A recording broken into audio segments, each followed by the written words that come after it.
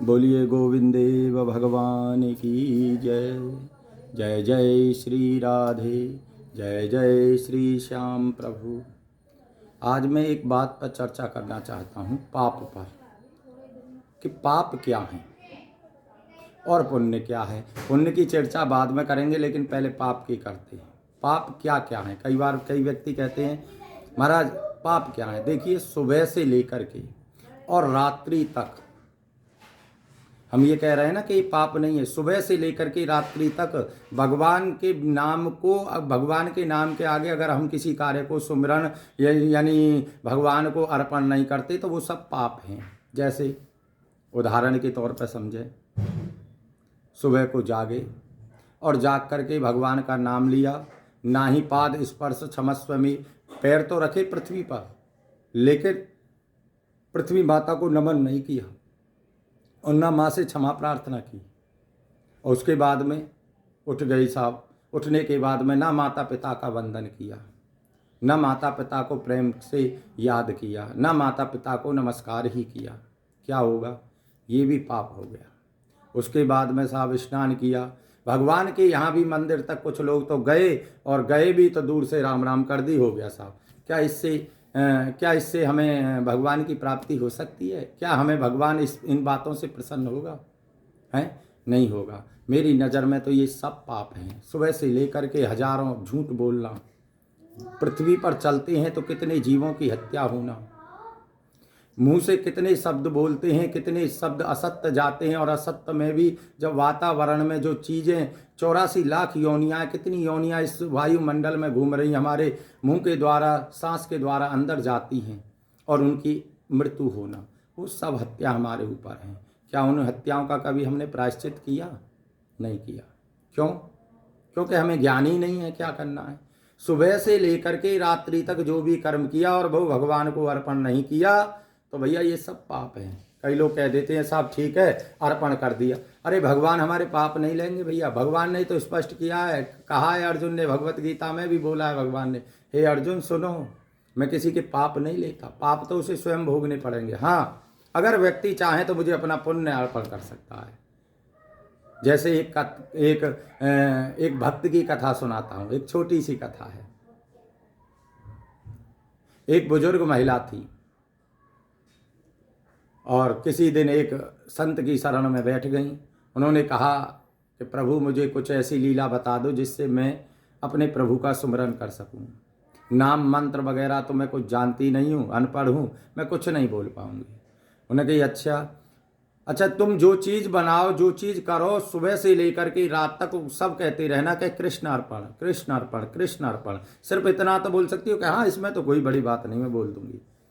अब साहब जो भी सुबह, एक दिन सुबह उठ करके झाड़ू लगा रही थी दरवाजे पर, वहीं से एक ऋषि निकल करके जा रहे थे और झाड़ू लगा करके उस कूड़ा वहीं रखा और कूड़े को फेंकने लगी। और जैसे ही फेंका घूरे पे, क्या बोलती है? कृष्ण अर्पण कृष्ण अर्पण। और उस साधु को बड़ा आश्चर्य हुआ जो बराबर से निकल के गया, ये क्या कर रही है? कृष्ण को कूड़ा अर्पण कर रही है। और साधु को क्रोध आया और क्रोध में आकर के उस महिला को डांट दिया और डांट करके कहने लगा, अरे तुझे शर्म नहीं आती? मेरे भगवान को कूड़ा अर्पण कर रही है, मेरे भगवान को कूड़ा अर्पण कर रही है। जैसे ही संत ने डांटा तो महाराज सुनो, बड़ा सुंदर भगवान प्रकट हो गए। वहाँ भगवान साक्षात प्रकट हो गए और भगवान ने कहा, साधु को समझाया, इस भक्त ने मुझे अपना सब कुछ अर्पण कर दिया। जिसने अपना तन भी अर्पण कर दिया हो, जिसने अपना मन भी अर्पण कर दिया हो, जिसने अपना धन भी अर्पण कर दिया हो, यहाँ तक कि पूरा सर्वस्व, पांचों ज्ञानेंद्रियां, कर्मेंद्रियां, मन, सब कुछ मुझे जब अर्पण कर दिया, 24 घंटे कृष्ण अर्पण करती है, तो ये सब कुछ अर्पण ये तो करेगी, उसमें तो आएगा। महाराज भगवान के साक्षात्कार हो गया मात्र कृष्ण अर्पण कहने से ही। लेकिन कृष्ण अर्पण भी किसने बताया पता है? यहाँ सोचने वाली बात है। कृष्ण अर्पण बोला, एक संत की शरण में गई, उन्होंने कहा कृष्ण अर्पण बोलो। उस कृष्ण अर्पण को उस संत ने सिद्ध किया और वही मंत्र उनको दे दिया और वो ही मंत्र बन करके उसका उद्धार भी, समझ लो उस बुजुर्ग महिला का भी उद्धार कर गया। यानी साक्षात भगवान की प्राप्ति। यही मैं समझाना चाहता हूँ। अनेकों प्रकार के पाप हम करते हैं। इन सब पापों से बचने के लिए भगवान का नाम सुमिरन लेना, जपना करना बहुत जरूरी है। और उनको जपने के साथ साथ उनको मनन करना, है ना।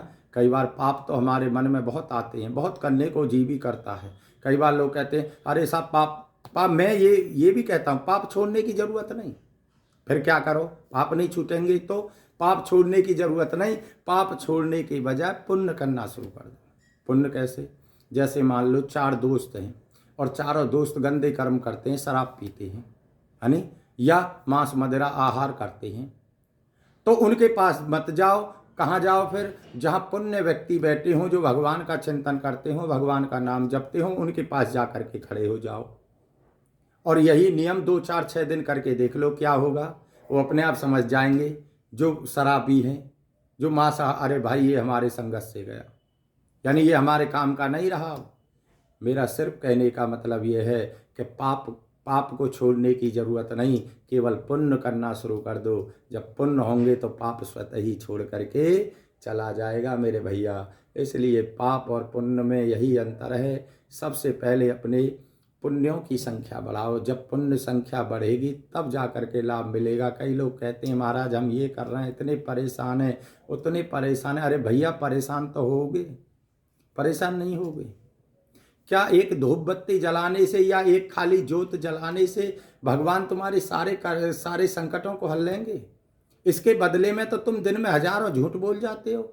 झूठ बोल करके शाम को, अच्छा पूरे दिन झूठ बोले, शाम को प्रायश्चित किया? कुछ नहीं किया। रात को ऐसे ही सो गए मुंह फाड़ करके, पूरी रात सोते रहे साहब। सुबह उठे हैं साहब 8 बजे 7 बजे सो करके, है ना, और उठते ही सबसे पहले बिस्तर में कह दी कि लाओ चाय दे दो साहब। कई लोग तो ऐसे हैं कि सुबह उठते ही उन्हें चाय चाहिए साहब, बगैर चाय के तो उनका कुछ चलता ही नहीं। अरे भैया चाय छोड़, चिंतन कर, और जब चिंतन करेगा तो भगवान स्वयं कल्याण करेंगे। इसलिए भैया इन पापों से बचो। और इसी के साथ में सभी भक्तों को प्रेम भरी राधे राधे। भैया चैनल को सभी सब्सक्राइबर करते रहें, है ना, और मेरी इन चर्चाओं को आगे बढ़ाते रहें, जिससे सभी लोगों का कल्याण हो सके और परमात्मा का चिंतन बढ़ सके। बोलिए राधे राधे। जय श्री कृष्ण।